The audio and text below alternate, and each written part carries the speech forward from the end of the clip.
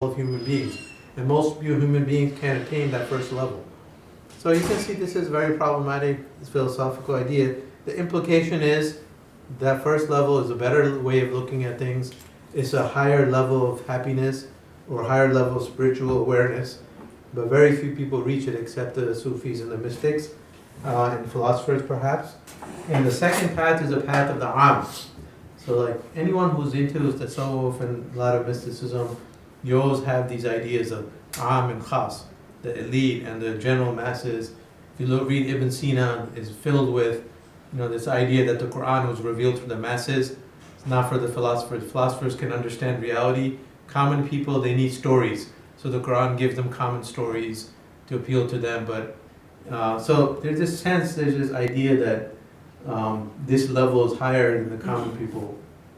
And it's kind of a disrespect to the prophets, really.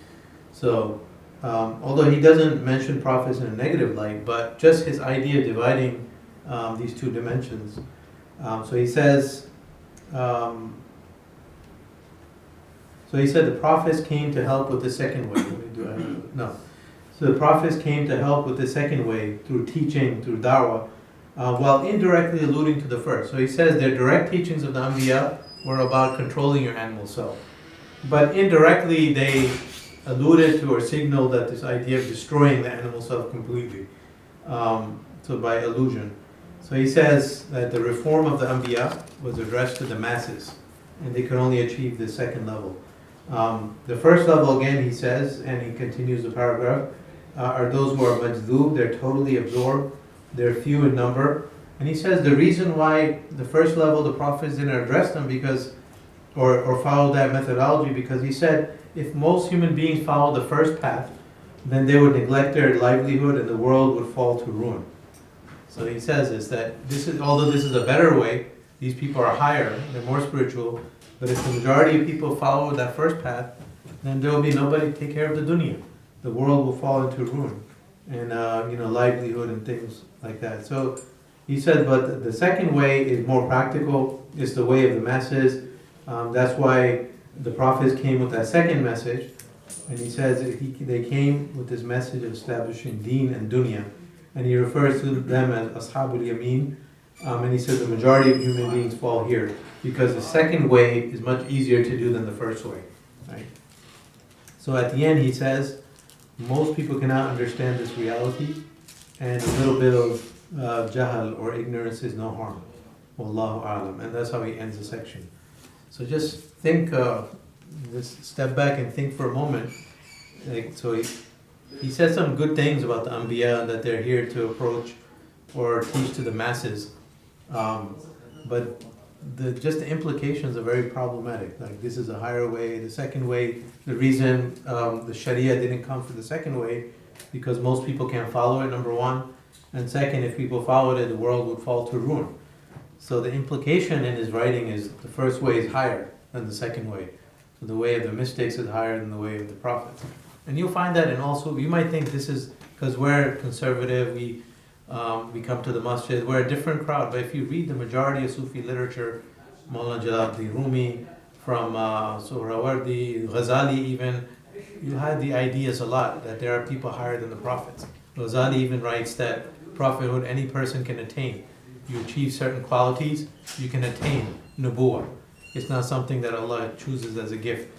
But these ideas you'll find all over people who are inclined to mysticism, So just something to keep in the back of your mind.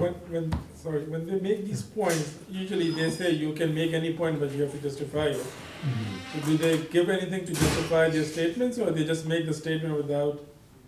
No, they justify, in their mind they justify, it's rational proofs. So he pointed to, in our history there were always people that followed path one, the first path. So it's not like it's something new someone came up with now. In every generation there were some people that always tried to think, and they tried to achieve this. In other culture they call it nirvana. In Tasawwuf they call it fana fillah, being lost, being destroyed. Fana means destruction, meaning destroying yourself in Allah. You become one with Allah. So we had Hallaj, for instance, very early on. He was a Muslim leader. scholar, who said, I am Allah. So he said those words because he became so engrossed. He said, Ana al-Haq. And he was executed for that. But still, people today in India, Pakistan, they like him. He's considered a positive figure. People write poetry about him. So there, Ibn Arabi was also someone kind of had some of these ideas, not all of these. So we had in every generation people that had these ideas, and even before in all of our traditions. So one of his proofs is that in every society, every religion, you'll find people following the same path. So you can look at Buddha. If you ever study Buddhism, Buddhism makes no sense. But if you study who Buddha was, he was someone who sat under a tree for many years and he just tried to absorb himself and he got lost to the point he neglected his body. That's exactly the same thing here. So for them, that would be a proof that this is a good thing in every society because, it's something so universal in human nature, everyone achieves that. You can argue with that. I mean, we would argue with that. So, that's not necessarily a positive thing, but they have their proofs. But their proofs go outside of Quran and Sunnah. So now they have to justify why Quran and Sunnah, why the Anbiya, their da'wah was different. So he says because most people can't reach level 1, and because they had to reach the majority of people, not these few people, so their da'wah is addressed to the majority. No, I meant like when Ghazali said like Nabuwa can be attained. So he has some figures where he can say like these people attain that level. No, you will never have that. But it's philosophical proofs. They'll say these people because they had the quality that. So it's a philosophical discussion. Was Muhammad sallallahu alaihi wasallam who he was because Allah chose him, or did Allah choose him because of his qualities and who he was from his own effort? So it's like the chicken come before the egg, right? So you can go around and around. So they wrote many books. Like so, Ghazali has so many volumes written, and you can get lost in his writings. So they all have proofs. But for your perspective, you can look at, for you it might be easier. Quran is enough for me, and I don't care about these very fine points of philosophy. The Quran is what the best speech of mankind, and it's not something we read because we can't attain a higher level. It's something that is a higher level. That's our approach. But it's universal. You'll be surprised. Read any Sufi writings, and that's the kind of ideas you get. To different degrees. You can't put them all in one boat. They're very different. Suhrawardi was very different from Ghazali, from Ibn Arabi, from Hallaj, from Rumi. If you go to Turkey and the Sufi groups, they're very different from Sufi groups in India, Pakistan, and so it's a spectrum. But this common idea is always there: the elite, the khas, and the am, and the Sharia coming for the am, and then there's a higher level for the khas. So this would be a section that would be kind of problematic. It doesn't add a lot, for us, but... So these elite people don't have to follow Sharia, like no namaz, no zakat, no hajj? Well, he would, so Shah Wali will say no, maybe Hallaj will say yes. So they will be divided on that. I mean, he doesn't address it directly here, but Shah Waliullah and some of the more orthodox Sufis, you can say, their view is that no, you can never get rid of the Sharia. But there are many Sufis that will say, yes, when you reach that level, Sharia is for common people. Then why do you need to? You already reached. So why do you need to go through all of these? Because it's the same idea of ibadat being exercises. Last week we mentioned, he talks about ibadah as an exercise. These are spiritual exercises to make you reach a certain level. So if you look at it like that, then if you reach a certain level, then it would naturally come that, why do I need to do the exercise? But that's generally a way of looking at things that's influenced by the tasawwuf. So they also force to lower people to follow their own deen. They create our own deen, the khas. If they reach there and they create their own Sharia or deen. No, you can't create your own Sharia. Nobody says that they can create Sharia, but just like Akbar do this. Yeah, but Akbar didn't follow this. He's not even on this map. He did something different. He tried to mix different religions. They would say that when you reach there, you're still Muslim and you will not create something new, and it's not possible. But in reality, people who reach there, they do create some things and they invent certain things. And so it is problematic. You can see it's problematic, but there's still so many people influenced by that today. Let me continue section 4, and then we can keep taking questions as we go along. 4 is a little bit longer. I'll summarize it. I didn't read line by line anymore because it's not possible to do that and finish. So he says section 4 is called Al-Usul التي يرجع إليها تحصيل طريقة الثانية.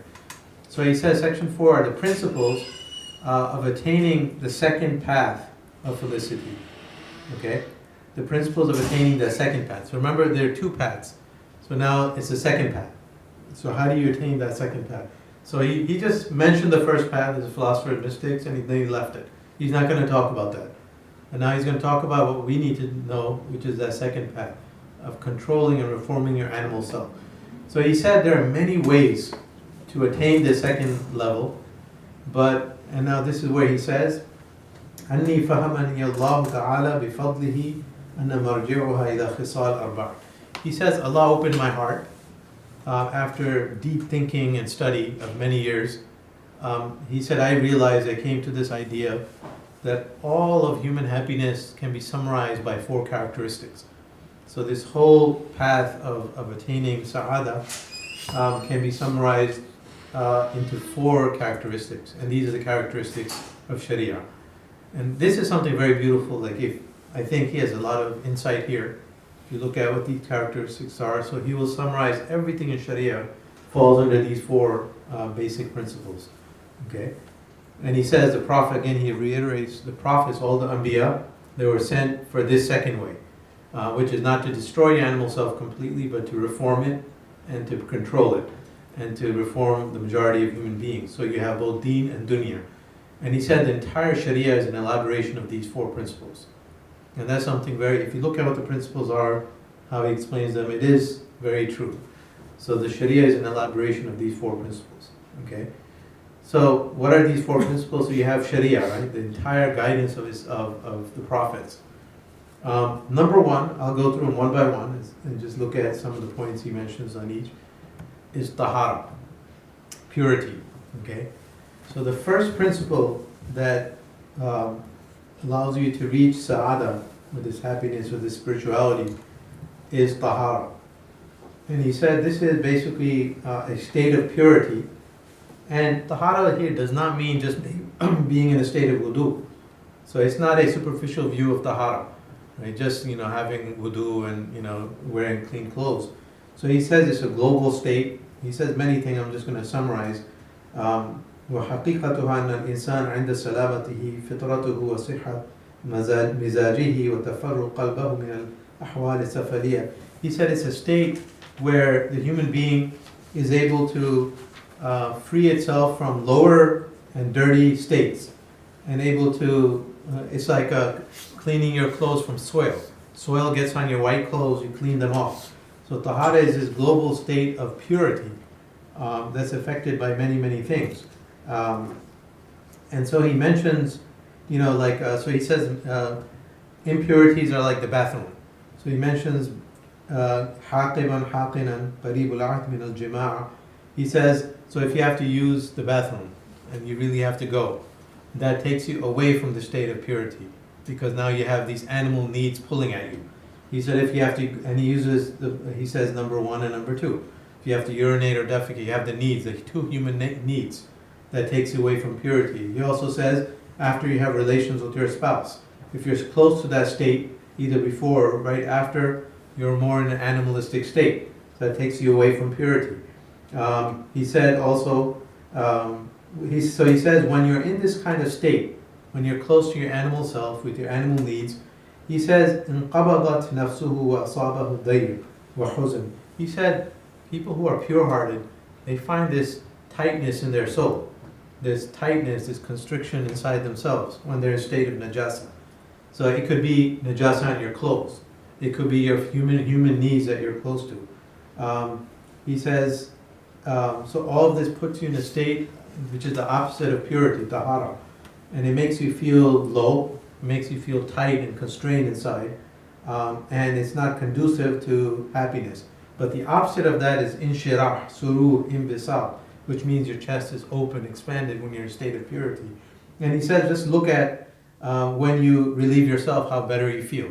When you use the bathroom, you wash yourself, you come out, you feel relieved, you feel like your chest is open. He says, look at when you wash your body. If there's some dirt on your body or something, and you wash it, and then you dry yourself, you come out, you feel this state of relief. Look at when you put on good clothes. He says you have dirty, smelly clothes, but when you wash yourself, you put on good clothes, how do you feel? And he said, look at when you put perfume on. These are all like different means of taking you into state of purity. When you put perfume on, how do you feel? So he's making this point that purity, there are many, many things. It's physical, it's spiritual, there are many ways. But the opposite of purity takes you away from this angelic self, and impurity takes you towards an animal self, right? So he says the first state is called hadath, so it's impurity, and the purity is tahara. So hadath is when you lose your wudu, by any of those human needs, that's hadath. There's hadath al-akbar, hadath al-asghar. So now he's bringing that Islamic concept here. And he says, why is that hadath? Because it's taking you away from purity, tahara. So it's all related to purity.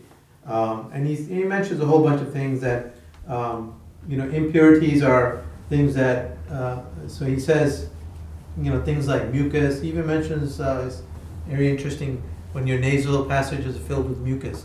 He says that is a state of impurity. When you're in that state, it takes you a little bit away from purity. And he says, and then he gives a final result, like when you're in a pure state, you're closer to the angelic realm, which is malakut. He talks about this world of malakut. And he says, when you're in that purity state, close to angelic realm, it opens your soul to angelic inspiration. Sometimes you're able to see angels, you're able to see good dreams, and you see light. Now this is him going in the Sufi direction again, tasawwuf direction. Opening up to inspiration, seeing angels and light and so on and so forth.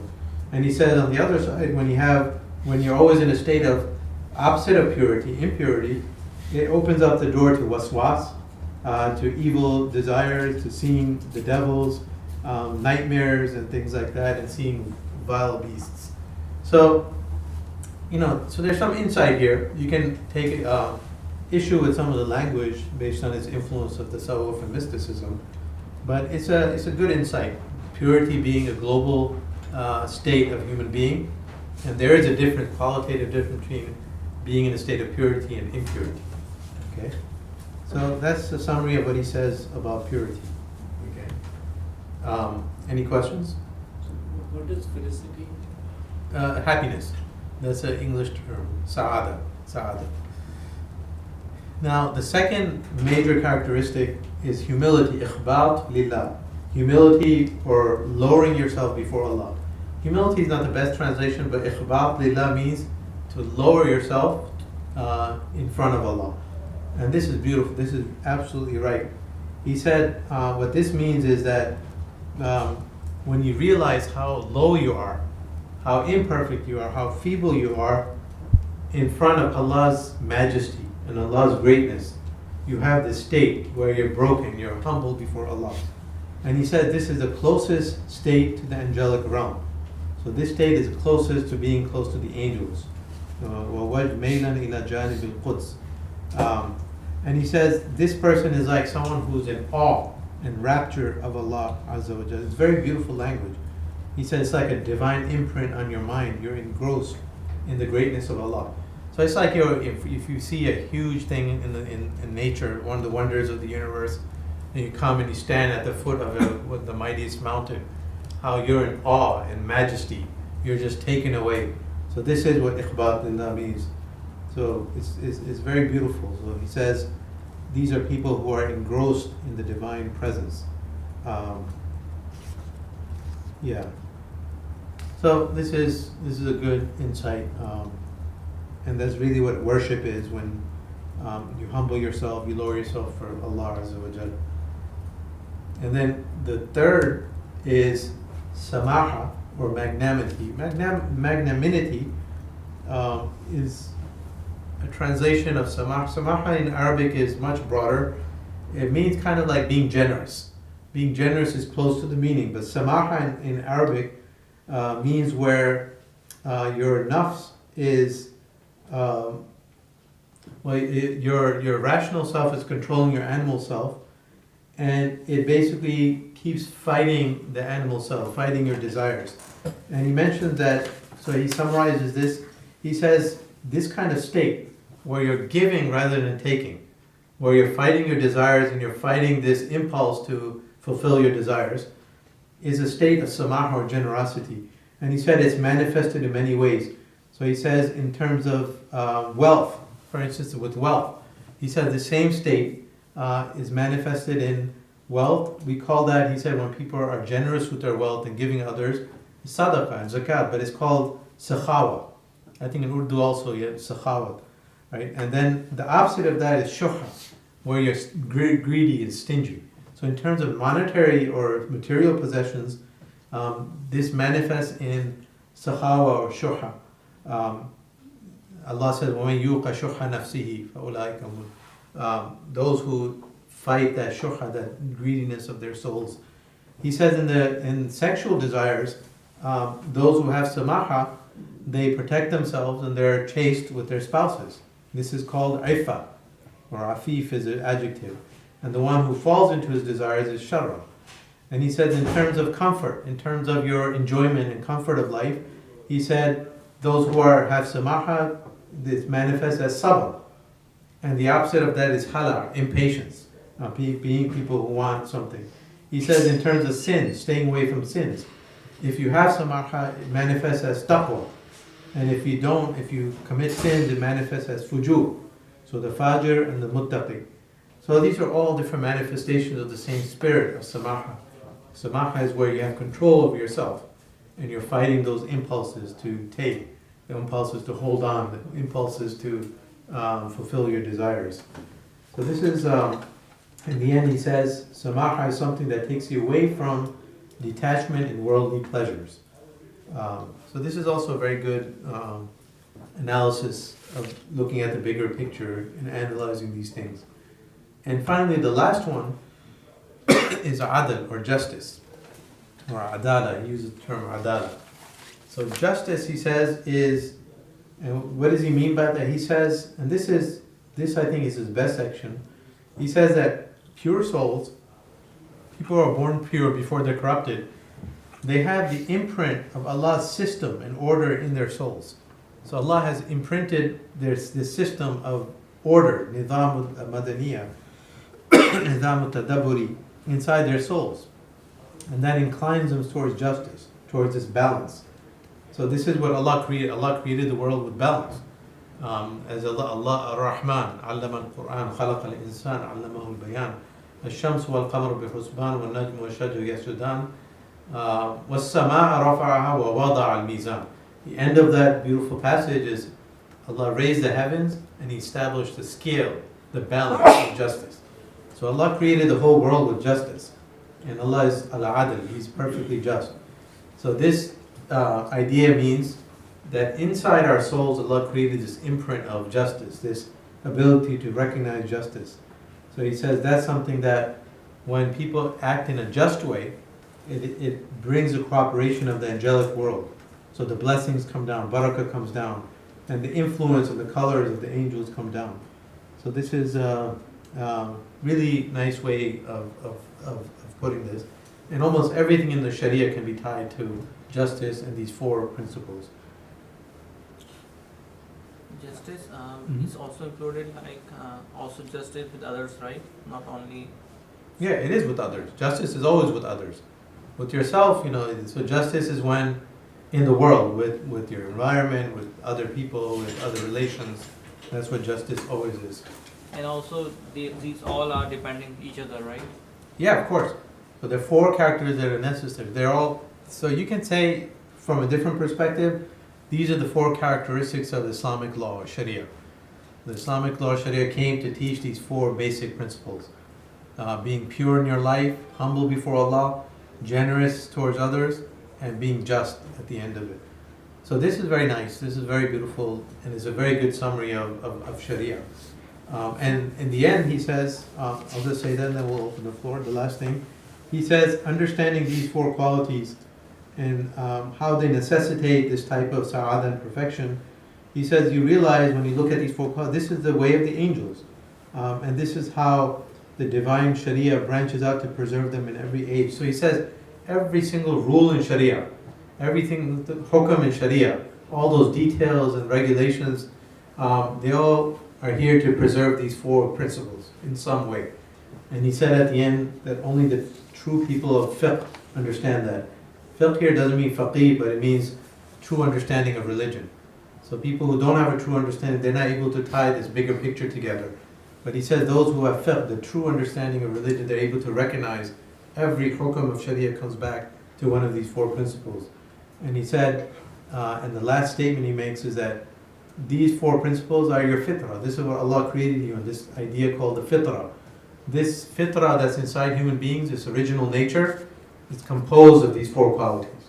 So inside yourself you have this tendency, this attraction to purity versus impurity. You have this attraction to be humble before Allah rather than arrogant. And that's something that brings you pleasure. You have this, everyone has this inclination to be good and to help others. And also justice. You have this inclination to be just. You have other inclinations too, but these are all based in the fitrah that Allah created. And that's what Sharia is here to remind people of that inner nature and to remind these four principles. So that's the entire section. With that, I'll open the floor. So this section is much better than the previous section. It's very insightful and beautiful. So where are the namaz, roza, zakat, all that? So this is after that. Which after one? you've done the fries. No, this is part of it. So faraid, it's all part of it. So everything in Sharia is part of this. So this is the broader principle. So you can say, okay, how is that? Well, you can understand zakat. That's a faraid, right? Zakat preserves justice.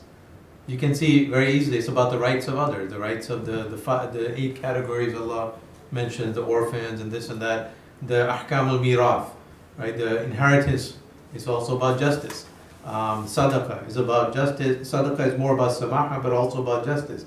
It's all related. And also, sadaqah and zakat teach you humility, because they're teaching you your wealth is not yours. Everything you have is not because you're so great. Allah blessed it to you, you need to give others. And also, sadaqah is related to purity. So every single thing is related to all four. So sadaqah, there's a verse in the Quran, خُذْ مِنْ أَمْوَالِهِمْ صَدَقَةً تُطَهِّرُهُم. Allah says, take from their wealth sadaqah to purify them, using the word tahara. So sadaqah is linked to tahara. So same thing with salah. If you look at salah or worship, namaz, you can say it's linked to tahara. You can't pray without being in the state. So it's one of the states of purity.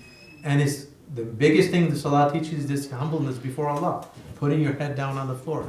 Most beautiful part of your nature, your face. You put it on the floor where you put your feet. That's the ultimate lesson in humility. And also it's related to samaha because it's controlling your inner self. And in some way it can also be relating to justice because you're fulfilling the rights of your spiritual self. You're giving the balance between your spiritual self. And so everything in Islam is related to these four. Namaz and, it's just, he makes the point, it's very right. It's hard to see it sometimes. It's hard to see it, but he says only few people can see it. Those are people of fiqh, the real people who understand the deen. And not every scholar is able to see it. Not every scholar is at the level of being able to see all of these things. But this is a very nice summary. I really agree with this summary. Like all of Sharia can be summarized in these four characteristics.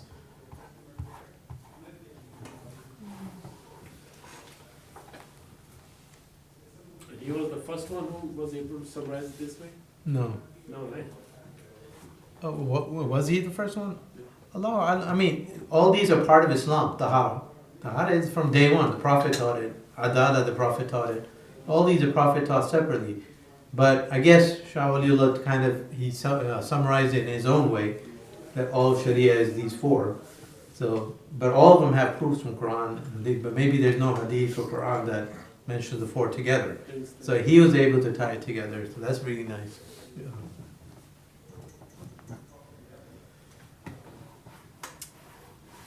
Okay, so next week is our final class. We have 1, 2, 3 sections, but they're shorter than this section. So I'm going to summarize all 3 sections, inshallah.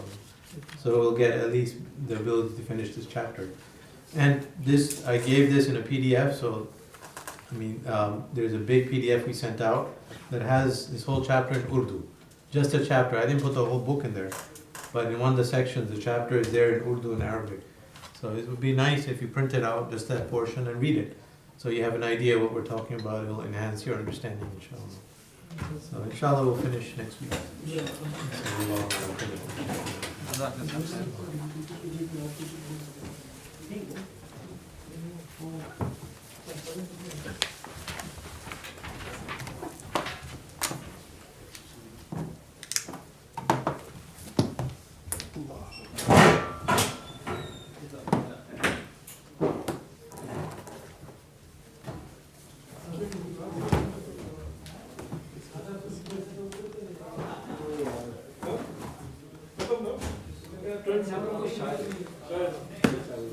पूछा मैंने उनसे। You already sent a PDF?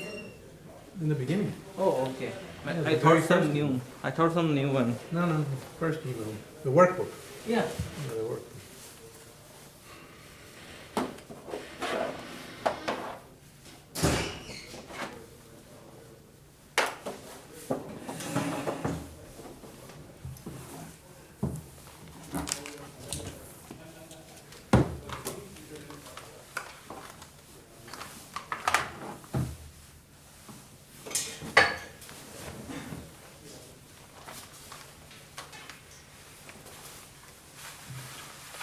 You need help with it? Sorry? You need help with anything?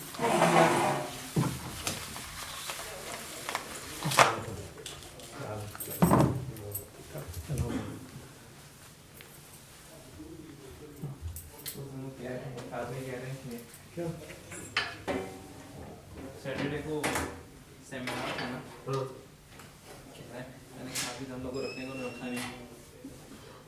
लोगों लेके क्या उधर? हाँ ले जाए।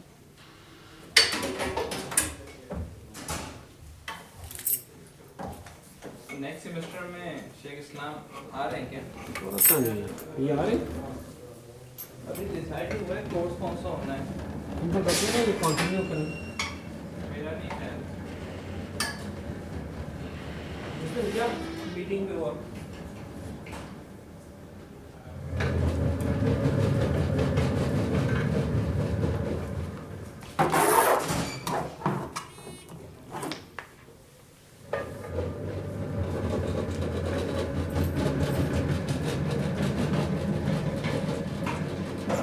डिसाइड ये हो रहा है कि ये सोच रहे थे कि हफ्ते में ना सिर्फ 2 क्लास रखेंगे, 2 या 3 बस, और फिर मंथली सेमिनार किया जाए वीकेंड में।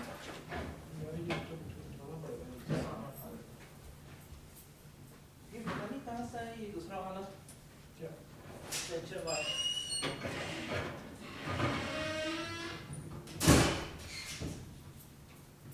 ये पता है कहाँ से आया? आपको रूम का ऑफिस में वो है?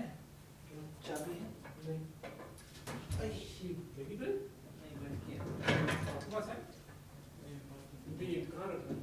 नहीं मैं इसका बात कर रहा था। अच्छा नहीं।